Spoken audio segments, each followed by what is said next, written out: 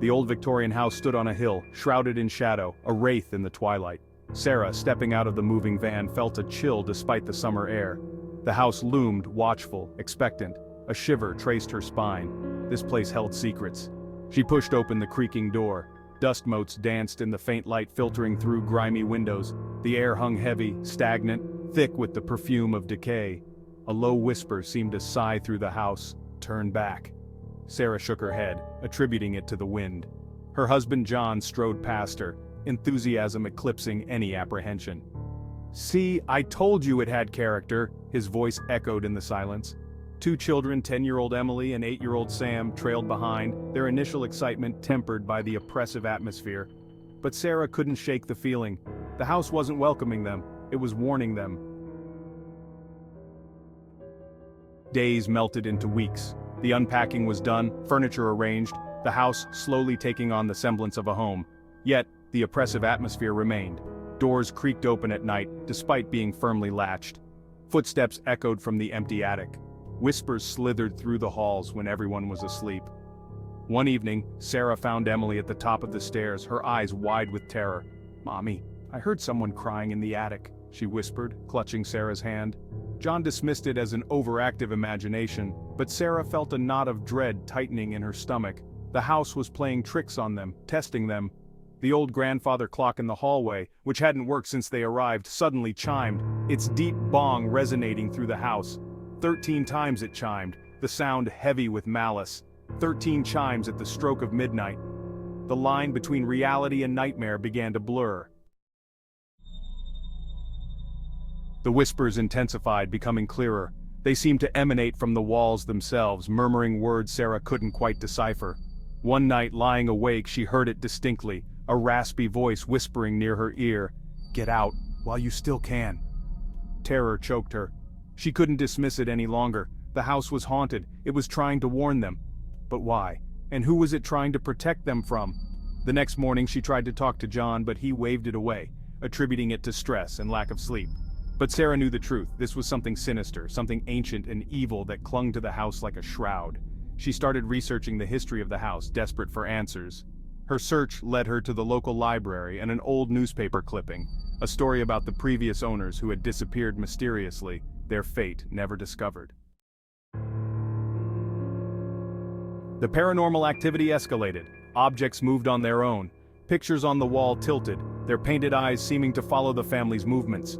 Cold spots appeared in certain rooms, the air thick with an unseen presence. One afternoon, Sam came running down the stairs, his face pale, his eyes wide with terror. "I saw him, in the mirror! A man with sad eyes!" He pointed to the ornate mirror hanging in the hallway. Sarah's heart pounded in her chest. The house was revealing itself, its ghostly inhabitants no longer content with lurking in the shadows. That night, Sarah lay awake, listening to the wind howling outside, mimicking the whispers that now seemed to permeate every corner of the house. She felt a cold hand brush against her cheek, and a whisper cold as ice sent shivers down her spine. "You're running out of time." Fear, raw and consuming, threatened to drown her. Driven by fear and a desperate need to protect her family, Sarah sought the help of a local historian, a frail old woman with eyes that held ancient wisdom. The historian listened intently to Sarah's story, her gaze sharp and knowing. "The house," the historian croaked, her voice raspy with age, "it feeds on fear. It's hungry for a family to claim, to trap in its web of sorrow." She spoke of a tragedy that had occurred a century ago, a man driven to madness who had murdered his family within those very walls. His tormented soul, unable to find peace, haunted the house, warning others away, protecting them from suffering the same fate. Armed with this knowledge, Sarah felt a glimmer of hope. The ghost wasn't malicious. He was a protector, a tortured soul seeking redemption. But how could she appease him, convince him that they meant no harm? That night, the whispers were louder, more insistent. "Leave," they hissed, "before it's too late." Fear took root in the children. Emily refused to sleep alone, seeking solace in her parents' room. Sam claimed shadows followed him, whispering his name. The once vibrant laughter that had filled the house was replaced by a chilling silence, punctuated only by the creaking of the house and the ghostly whispers that followed their every move. John, though skeptical, couldn't deny the terror in his children's eyes. He tried to rationalize the events, but the sheer intensity of the paranormal activity shook his resolve. The house was closing in on them, suffocating them with its despair. One evening, as they sat at the dinner table, the lights flickered and died, plunging the room into darkness. A cold wind swept through the house, slamming doors shut and sending shivers down their spines. And then, a blood-curdling scream pierced the darkness, followed by an eerie silence. Terror tightened its grip. The scream had come from Emily's room. Rushing upstairs, hearts pounding, they found her huddled in a corner, her eyes wide with terror, pointing to the window. The window was wide open, the curtains billowing in the wind, and perched on the windowsill was a crow, its black eyes gleaming with an unnatural light. As they watched, the crow let out a shrill caw, a sound that seemed to reverberate through the house, and then it flew away, disappearing into the night. Emily, trembling, whispered, "He spoke to me. The man in the mirror, he said he needs our help." The house was no longer just warning them, it was pleading with them. But what did it want? What could they possibly do to appease a century-old ghost? The line between the living and the dead blurred, the veil thinning with each passing moment.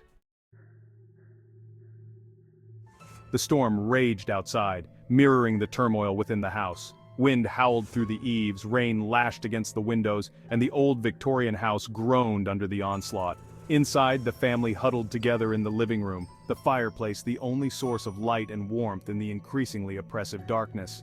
Suddenly, the grandfather clock in the hallway began to chime. 13 times it chimed, the sound echoing through the house like a death knell.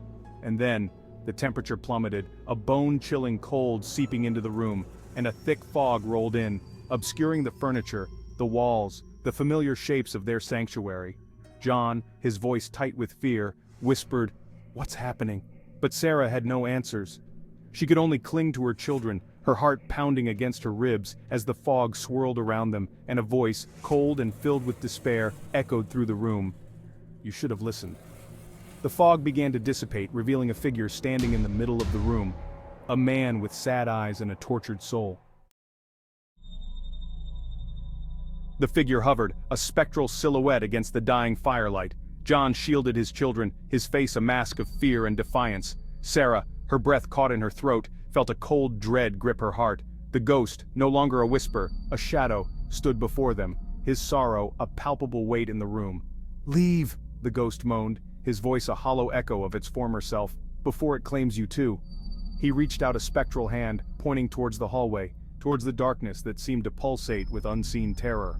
"It's waiting. It feeds on fear, on despair. Don't let it take you as it took me." The children clung to their parents, their eyes wide with terror. John, his voice hoarse, whispered, "What do we do?" The ghost, his form flickering like a dying flame, pointed towards the attic. The answers, in the attic. Break the cycle. And then he was gone, the fog dissipating like a bad dream, leaving behind a silence more terrifying than any scream. The family, shaken to their core, stared at the empty space where the ghost had stood. The question hung heavy in the air. Do they dare venture into the attic, to face the unseen terror that awaited them? The answer, dear reader, is yet to be revealed.